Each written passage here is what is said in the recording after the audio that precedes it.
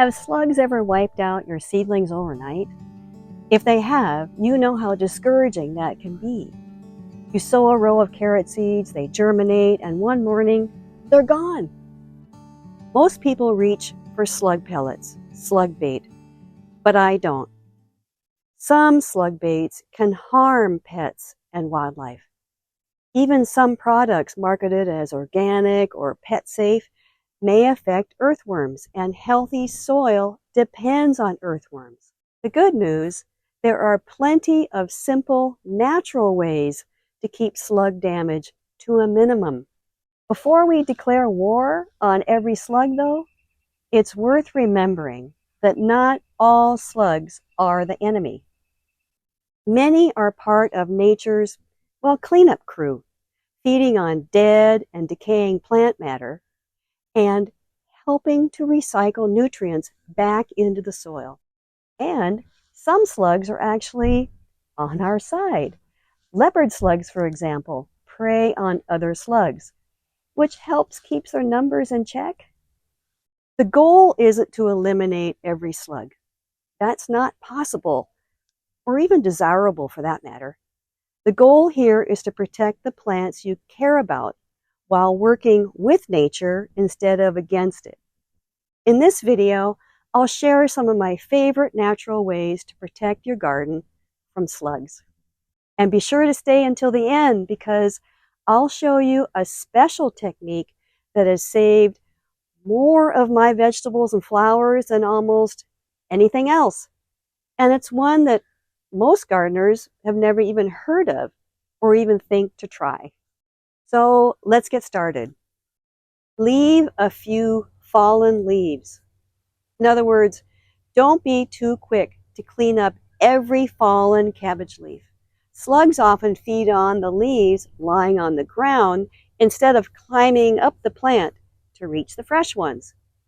And not all sharp things work. Coarse sand, sharp grit, and volcanic ash can discourage slugs. But in my experience, things like thorny twigs, diatomaceous earth, and crushed eggshells don't. I've watched slugs simply crawl over or around them. Use strong scents. Plant aromatic herbs like lavender, rosemary, sage, oregano, and thyme. Or try a mild garlic spray. Some gardeners find these scents discourage slugs. And then water in the morning. Water early in the day instead of in the evening. By afternoon or late evening, the soil surface is drier and less inviting to slugs. Hand pick them. If you're seeing a lot of slugs, collect them by hand and remove them from the garden.